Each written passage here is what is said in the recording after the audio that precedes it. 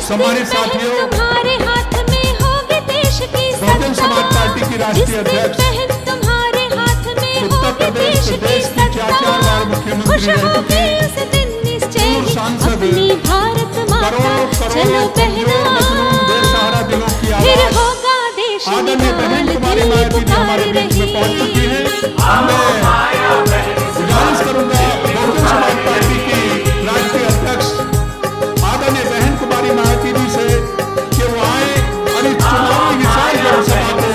संबोधित करें। बीएसपी की इस चुनावी जनसभा में इकट्ठा हुए पार्टी के सभी छोटे बड़े पदाधिकारी एवं कार्यकर्तागण, आज आप लोग देश में व यहाँ आपके उत्तर प्रदेश स्टेट में भी लोकसभा के लिए हो रहे आम चुनाव में अपनी पार्टी के उम्मीदवारों के समर्थन में मुझे सुनने के लिए यहाँ इकट्ठा हुए हैं, तो उसके लिए मैं आप सभी लोगों का हार्दिक दिल से आभार प्रकट करती हूँ। वैसे आप लोगों को ये मालूम है कि हमारी पार्टी कांग्रेस, बीजेपी व अन्य किसी भी विरोधी पार्टी तथा गठबंधन आदि के साथ मिलकर नहीं, बल्कि अकेले ही अपनी पार्टी के बलबूते पर पूरी तैयारी व दमदारी के साथ ये चुनाव लड़ रही है। इसके साथ ही हमने टिकट बंटवारे के मामले में भी यहाँ सर्व समाज के लोगों को उचित भागीदारी दी है, जिनको कामयाब बनाने के लिए अपनी पार्टी के लोग पूरे जी जान से लगे हैं। इस संबंध में यहाँ मैं ये भी कहना चाहूँगी कि हमारी पार्टी ने इस चुनाव में भी सर्व समाज के लोगों को टिकट बंटवारे के मामले में या देने के मामले में हमने उचित भागीदारी दी है। खासकर जो दलित वर्ग के लोग हैं या जो रिजर्व सीटें हैं, तो हमने रिजर्व सीटों पर भी अकेले एक ही कम्युनिटी के लोगों को नहीं, एक ही बिरादरी के लोगों को नहीं, बल्कि शेड्यूल कास्ट में जो विभिन्न जातियां आती हैं, तो उनको हमने चुनाव लड़ने का मौका रिजर्व सीटों पर दिया है। आगरा के लोगों को ये मालूम है कि जब इस चुनाव से पहले आपके उत्तर प्रदेश में लोकल बॉडीज के चुनाव हुए थे और यहाँ मेयर का चुनाव हुआ, तो हमारी पार्टी ने अनुसूचित जाति में से एक वाल्मीकि समाज की महिला को मेयर के लिए चुनाव के मैदान में उतारा था। और आपकी ये आगरा रिजर्व सीट है, तो आगरा रिजर्व सीट से तो फिर हमने यहाँ पर तो जाटव समाज की महिला को चुनाव के मैदान में उतारा है। इसके नज़दीक ही, ज़्यादा दूर नहीं है, हाथरस लोकसभा की सीट है, तो वहाँ हमने धनगर समाज को जो अनुसूचित जाति में आते उनको भी चुनाव के मैदान में उतारा है। आपके आगरा से लगी हुई फतेहपुर सीकरी की सीट है, तो यहाँ हमने अपर कास्ट समाज में से तो खास तौर से ब्राह्मण समाज के व्यक्ति को हमने चुनाव के मैदान में उतारा है। तो इस प्रकार से हमने टिकट बंटवारे के मामले में सर्व समाज के लोगों को बीएसपी में जुड़ने की उनकी तादाद को ध्यान में रखकर हमने उचित भागीदारी दी है। हालांकि आज यहाँ आपकी इकट्ठा हुई अपार भीड़ व भीड़ के जबरदस्त जोश को भी देखकर अब मुझे ये काफी हद तक भरोसा हो गया है कि पिछली बार की तरह इस बार भी आप लोग अपने प्रदेश से और यहाँ अपने क्षेत्र से तो लोकसभा चुनाव में अपनी पार्टी का बेहतर रिजल्ट जरूर लाएंगे। इसके लिए अब मैं आप लोगों का ध्यान कुछ जरूरी बातों की तरफ दिलाना चाहती हूँ और इस संबंध में विशेषकर मैं कांग्रेस, बीजेपी व इनके अन्य सभी सहयोगी दलों के बारे में ये कहना चाहूँगी कि आज़ादी के बाद शुरू में केंद्र व देश के काफ़ी राज्यों में भी ज़्यादातर सत्ता यहाँ कांग्रेस पार्टी के ही हाथों में केंद्रित रही है, किंतु इनकी अधिकांश मामलों में रही गलत नीतियों एवं गलत कार्य प्रणाली आदि की वजह से ही फिर इस पार्टी को यानी कि कांग्रेस पार्टी को केंद्र व काफ़ी राज्यों की भी सत्ता से बाहर होना पड़ा है तथा यही स्थिति इनकी सहयोगी पार्टियों की भी बनी रही है, जिसके कारण ही फिर पिछले कई वर्षों से भारतीय जनता पार्टी व इनके सहयोगी दल केंद्र एवं काफ़ी राज्यों की भी सत्ता में काबिज हो गए हैं, लेकिन इनकी भी ज़्यादातर रही जातिवादी, पूंजीवादी, संकीर्ण, सांप्रदायिक व द्वेषपूर्ण नीतियों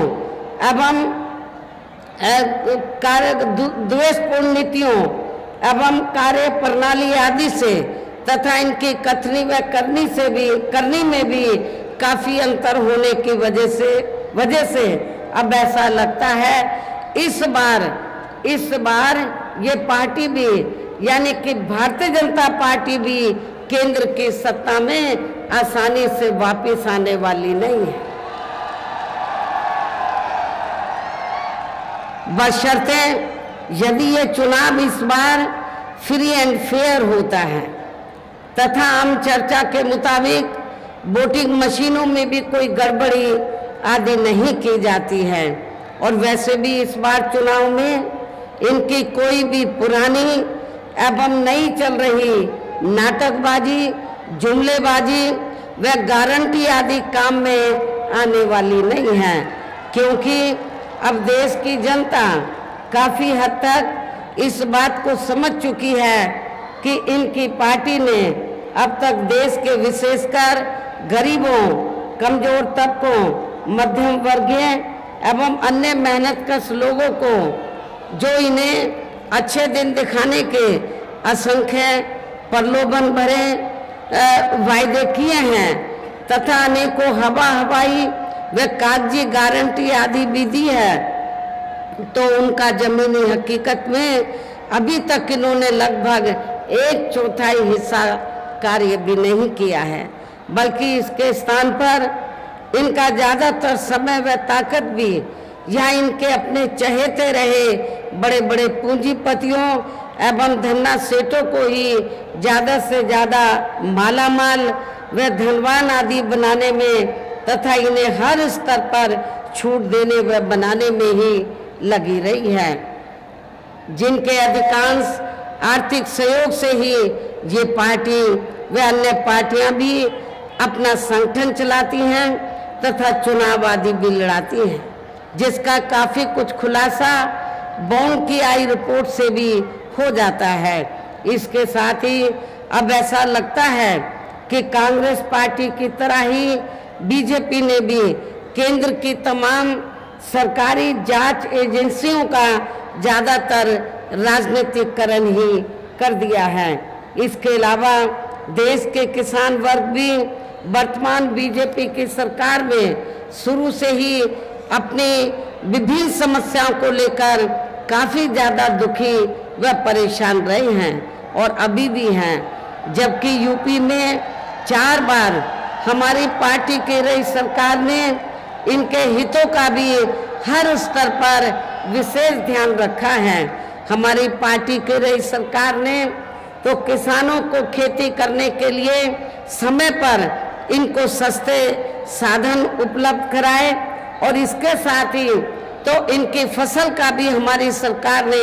उचित दाम दिया है, जो अब आपको ना तो यूपी की सरकार में ना केंद्र की सरकार में नेशनल लेवल पर किसानों को ये सब राहत मिलती हुई नजर नहीं आ रही है। इतना ही नहीं बल्कि केंद्र में पूर्व की रही कांग्रेसी सरकार की तरह ही वर्तमान भाजपा सरकार में भी इनकी जातिवादी, हीन, सांप्रदायिक एवं पूंजीवादी सोच व नीतियों के चलते ही पूरे देश में सर्व समाज में से खासकर गरीबों, दलितों, आदिवासियों, पिछड़े वर्गों, मुस्लिम एवं अन्य धार्मिक अल्पसंख्यक समाज के लोगों का भी पूर्ण रूप से विकास व उत्थान आदि नहीं हो सका है। और इस संदर्भ में वैसे आप लोगों को ये मालूम है कि पूरे देश में यहाँ दलितों, आदिवासियों एवं अन्य पिछड़े वर्गों का सरकारी नौकरियों में वर्षों से अधूरा पड़ा आरक्षण का कोटा भी अभी तक पूरा नहीं भरा गया है। विशेषकर एससी व एसटी वर्गों के सरकारी कर्मचारियों का पदोन्नति में आरक्षण भी अब काफी हद तक प्रभावहीन ही बना दिया गया है। और यहाँ मैं आप लोगों को ये भी बताना चाहती हूँ, जब यहाँ समाजवादी पार्टी की सरकार थी तो समाजवादी पार्टी की सरकार ने एससी व एसटी वर्गों के सरकारी कर्मचारियों का पदोन्नति में जो आरक्षण है इसको पूरे तौर से इसको खत्म कर दिया था। ये आप लोगों को इस बात की भी जानकारी होनी चाहिए। और इतना ही नहीं, जब इस मामले को हमारी पार्टी ने संसद में उठाया, एससी एसटी का जो पदोन्नति में आरक्षण है इसको प्रभावशाली बनाने के लिए संशोधन बिल लाने के लिए सरकार पर दबाव बनाया, तो उस समय सेंटर में कांग्रेस पार्टी पावर में थी। तो उस दौरान कांग्रेस और बीजेपी दोनों की मिली भगत से समाजवादी पार्टी को आगे करके इस बिल को पार्लियामेंट के अंदर फाड़ा गया। और इतना ही नहीं बल्कि बीजेपी और कांग्रेस पार्टी दोनों की मिली भगत से इस बिल को पास नहीं होने दिया, इस बिल को पास नहीं होने दिया। और इतना ही नहीं, आज जो खास तौर से आरक्षण को लेकर जो किस्म किस्म की बातें कही जा रही हैं, एससी एसटी ओबीसी के आरक्षण को लेकर कांग्रेस भी लंबी चौड़ी बातें कर रही है, बीजेपी भी, जबकि ये दोनों पार्टियां एससी एसटी ओबीसी के आरक्षण के खिलाफ हैं। ये दोनों पार्टियां नहीं चाहती हैं एससी एसटी ओबीसी के वर्गों के लोगों को आरक्षण का पूरा लाभ मिले। साथ ही केंद्र व राज्यों में भी विरोधी पार्टियों की रही सरकारों में इन सभी वर्गों को प्राइवेट सेक्टर में आरक्षण दिए जाने की व्यवस्था किए बिना ही इनकी सरकारों के ज्यादातर सरकारी कार्य अब प्राइवेट सेक्टर के जरिए ही इनके बड़े बड़े पूंजीपतियों व धन्ना सेठों आदि को ही दिए जाने के कारण अब इनको पूरे देश में आरक्षण का बहुत कम ही लाभ मिल पा रहा है। इसी प्रकार इनका अन्य और मामलों में भी शोषण व उत्पीड़न आदि होना अभी तक भी बंद नहीं हुआ है। इसके साथ साथ मुस्लिम व अन्य धार्मिक अल्पसंख्यक समाज के लोगों की भी हालत हर स्तर पर या काफी ज्यादा खराब व दयनीय ही बनी हुई है। इतना ही नहीं बल्कि पिछले कुछ वर्षों से केंद्र व अधिकांश राज्यों में भी बीजेपी व आरएसएस की सरकारों के चलते हुए अब इनका विकास व उत्थान आदि होना भी काफी हद तक बंद सा हो गया है। आए दिन इन पर खासकर आए दिन मुस्लिम व अन्य धार्मिक अल्पसंख्यक समाज के लोगों पर खासकर हिंदुत्व की आड़ में हो रही जुल्म जाति भी यहाँ काफी ज्यादा चरम सीमा पर पहुंच चुकी है। इसके साथ साथ अपर कास्ट समाज में से विशेषकर गरीब लोगों की भी हालत हमें कोई खास अच्छी नजर नहीं आती है। कहने का तात्पर्य ये है कि चाहे वीकर सेक्शन के लोग हैं या माइनॉरिटीज के लोग हैं, अपर कास्ट समाज के लोग हैं, ये सभी लोग हमें काफ़ी दुखी व परेशान नजर आते हैं। हर मामले में व हर स्तर पर हमें काफ़ी दुखी व परेशान नजर आते हैं। इनके गलत कृषि नीतियों के कारण किसान वर्ग भी आए दिन आंदोलित ही रहता है। साथ ही इनके गलत आर्थिक नीतियों की वजह से देश की अर्थव्यवस्था पर भी इसका काफ़ी बुरा प्रभाव पड़ा है, जिससे यहाँ विशेषकर छोटे एवं मध्यम वर्गीय व्यापारी वर्ग भी काफ़ी ज़्यादा दुखी व परेशान हैं। और अब केंद्र में पूर्व की रही सरकारों की तरह ही वर्तमान भाजपा सरकार में भी यहाँ पूरे देश में गरीबी, बेरोजगारी एवं महंगाई आदि भी लगातार काफ़ी ज़्यादा बढ़ रही है। देश में हर स्तर पर फैला भ्रष्टाचार भी अभी तक खत्म नहीं हुआ है। साथ ही अपने देश की सीमाएं भी अभी तक पूरे तौर से सुरक्षित नहीं हैं। ये भी बड़ी चिंता की बात है। ऐसे में अब आप लोगों को देश में हो रहे लोकसभा आम चुनाव में बीजेपी,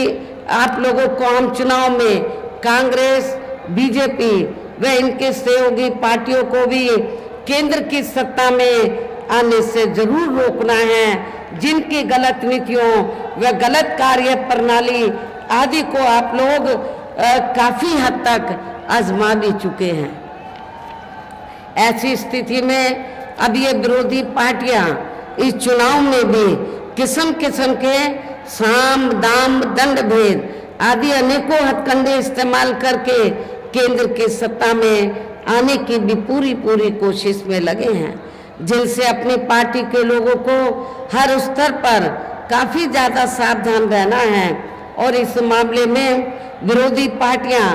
अपने अपने पक्ष में हवा बनाने के लिए खासकर मीडिया, ओपिनियन पोल व सर्वे आदि का जो बड़े पैमाने पर इस्तेमाल कर रही हैं, तो उससे भी अपनी पार्टी के लोगों को बिल्कुल भी गुमराह नहीं होना है। इसके साथ ही विरोधी पार्टियों के विभिन्न रूपों में जारी किए गए इनके हवाई व प्रलोभन भरे चुनावी घोषणा पत्रों एवं वायदों आदि के बहकावे में भी अपनी पार्टी के लोगों को कतई नहीं आना है, जिन्हें ये पार्टियां चुनाव खत्म होने के बाद ज़्यादातर अमल में नहीं लाती हैं। और अब जिन पर से देश की जनता का अधिकांश विश्वास ही उठ गया है, यही खास वजह है कि हमारी पार्टी किसी भी चुनाव में अपनी पार्टी का कोई भी चुनावी घोषणा पत्र आदि जारी नहीं करती है। वैसे भी हमारी पार्टी किसी भी मामले में कहने में बहुत कम बल्कि कार्य करके दिखाने में ही ज़्यादा विश्वास रखती है। और इस बात का सबसे बड़ा सबूत ये है कि उत्तर प्रदेश में 4 बार हमारी पार्टी के नेतृत्व में रही सरकार ने चुनाव में अपनी पार्टी के बिना कोई जारी किए गए चुनावी घोषणा पत्र के ही प्रदेश व आम जनहित में काफ़ी कुछ ऐतिहासिक कार्य करके दिखाए हैं, जिनकी अब देश में अधिकांश पार्टियों की सरकारें काफ़ी नकल भी कर रही हैं। जबकि इस मामले में हमारी पार्टी का ये कहना है कि यदि इन पार्टियों के स्थान पर केंद्र में हमें अपनी पार्टी की सरकार बनाने का मौका मिलता है, तो तब फिर हमारी पार्टी की बनी सरकार केंद्र में यहाँ अब तक रही सभी विरोधी पार्टियों की सरकारों की तरह केवल हवाई व कागजी कार्य आदि नहीं करेगी, बल्कि उत्तर प्रदेश की तरह ही जमीनी हकीकत में ठोस कार्य करके दिखाएगी। और इस संदर्भ में खासकर मैं ये कहना चाहूँगी, केंद्र द्वारा देश में पिछले कुछ समय से अति गरीब परिवारों को अस्थायी तौर पर फ्री में जो थोड़ी सी खाद्य सामग्री दी जा रही है, तो उससे इनका स्थायी तौर पर भला होने वाला नहीं है। और आप लोगों को ये मालूम है कि जब यहाँ असेंबली का चुनाव हुआ तो असेंबली के चुनाव में भी और अब लोकसभा चुनाव में भी पूरे देश के अंदर तो जो सर्व समाज में से जो गरीब लोग हैं जिनको इन्होंने फ्री में थोड़ा राशन आदि दिया है, खाद्य सामग्री आदि दी है, तो उसके एवज में तो ये इन्होंने असेंबली के चुनाव में भी लोगों को गुमराह करने के लिए और अब लोकसभा चुनाव में भी तो बीजेपी और आरएसएस के लोग तो अपने कंधे पे थैला टांग कर तो गांव-गांव में घूम रहे हैं और क्या कह रहे हैं कि देखो श्री नरेंद्र मोदी जी ने तो आपको फ्री में राशन दिया है,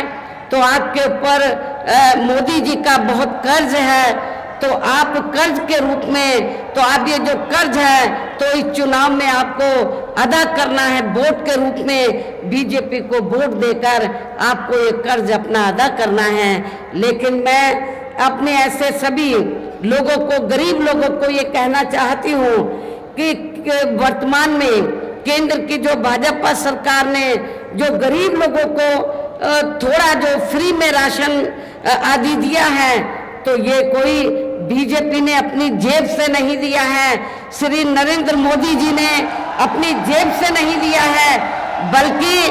आप लोग जो यूपी गवर्नमेंट को या केंद्र की सरकार को जो भी टैक्स देते हैं उस टैक्स के पैसे से, टैक्स तो आपका है,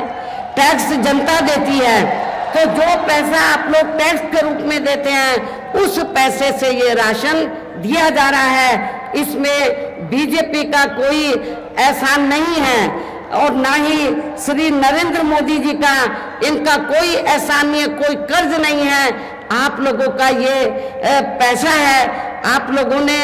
टैक्स के रूप में इसको दिया, तो इसलिए आप लोगों को ये नहीं सोचना है कि हमने उनका नमक खाया है, ये नमक तो आप ही लोगों का है। आप लोगों ने टैक्स दिया, उससे आप लोगों को ये फ्री में राशन आदि दिया गया है, तो इनके बहकावे में आप लोगों को कतई भी नहीं आना है। ये भी मैं, और वैसे भी ये जो गरीब लोग हैं वैसे भी इनकी यह जटिल समस्या देश में हर हाथ को काम देने से ही केवल दूर हो सकती है, जिसकी तरफ हमारी पार्टी की बनी सरकार विशेष ध्यान देगी। साथ ही देश में पिछले काफी वर्षों से आए दिन बढ़ रही गरीबी, बेरोजगारी व महंगाई आदि से भी जनता बहुत ज़्यादा दुखी व परेशान है, जिसे भी आर्थिक नीतियों में तब्दीली करके जरूर दूर किया जाएगा। धर्म की भी आड़ में पिछले कुछ वर्षों से खासकर मुस्लिम समाज के लोगों का द्वेष की भावना से जो इनका काफी ज्यादा शोषण व उत्पीड़न आदि किया जा रहा है, तो उसे भी जरूर रोका जाएगा। और ये सब हमने अपनी यूपी की रही सरकार में करके भी दिखाया है। हमने उत्तर प्रदेश के अंदर कोई भी दंगा फसाद नहीं होने दिया है। इसके अलावा हमने यूपी में सर्व समाज में से गरीब एवं बेरोजगार लोगों को बेरोजगारी भत्ता आदि न देकर उन्हें बड़ी तादाद में रोटी रोजी के साधन भी उपलब्ध कराए हैं, जो अब ये कार्य भी अधिकांश ठंडे ही पड़े हैं, जिनको फिर सरकार बनने पर, केंद्र में सरकार बनने पर प्राथमिकता दी जाएगी। अर्थात देश में इस समय हो रहे लोकसभा चुनाव में विरोधी पार्टियों के जारी किए गए उनके हवाई व प्रलोभन भरे चुनावी घोषणा पत्रों आदि के बहकावे में अब यह खासकर देश के अति गरीबों, मजदूरों, बेरोजगारों एवं अन्य मेहनत कश लोगों को बिल्कुल भी नहीं आना है। और अब इन्हें ऐसी सभी विरोधी पार्टियों की हर हालत में, ऐसी सभी विरोधी पार्टियों को हर हालत में केंद्र की सत्ता में आने से जरूर रोकना है, जिनके कथने व करने में काफी अंतर रहा है तथा जिन्हें ये लोग वर्षों से आजमा भी चुके हैं। ऐसे में अब मेरा यही कहना है कि आप लोगों को अपने खुद के व अपने प्रदेश व क्षेत्र के तथा देश के भी हित में अपने वोटों को यहाँ कांग्रेस, बीजेपी व अन्य विरोधी पार्टियों को न देकर केवल अपनी एकमात्र हितैषी पार्टी बहुजन समाज पार्टी को ही देना है। जो ये पार्टी उत्तर प्रदेश की तरह ही केंद्र में भी अपनी पार्टी की सरकार बनने पर फिर पूरे देश में यह अपनी पार्टी की सर्वजन हिताय व सर्वजन सुखाय की नीतियों पर आधारित ही सरकार चलाएगी। इसके साथ साथ केंद्र से जुड़ी आपके क्षेत्र की जो भी यहाँ स्थानीय समस्याएं होंगी तो उन्हें भी फिर दूर करने का हर संभव पूरा प्रयास किया जाएगा। साथ ही यहाँ गरीबों, मजदूरों, बेरोजगारों, कर्मचारियों, किसानों, छोटे व्यापारियों एवं अन्य मेहनतकश लोगों के हितों का भी विशेष ध्यान रखा जाएगा। सर्व समाज में से खासकर दलितों, आदिवासियों, गरीबों, दलितों, आदिवासियों, पिछड़े वर्गों, मुस्लिम व अन्य धार्मिक अल्पसंख्यक समाज के लोगों के विकास एवं उत्थान के साथ साथ हर स्तर पर इनकी सुरक्षा आदि के लिए भी सख्त कदम उठाए जाएंगे। और तभी फिर यहाँ वास्तव में अपने देश के महान संतों, गुरुओं व महापुरुषों में भी विशेषकर महात्मा ज्योतिबा फूले, छत्रपति शाहू जी महाराज, श्री नारायणा गुरु, बाबा साहब डॉक्टर भीमराव अंबेडकर एवं मान्यवर श्री काशीराम जी आदि का अधूरा सपना जरूर साकार हो सकता है, जिनको यूपी में हमारी पार्टी की रही सरकार द्वारा हर स्तर पर पूरा आदर सम्मान दिया गया है। इन्हीं खास बातों के साथ ही अब मेरा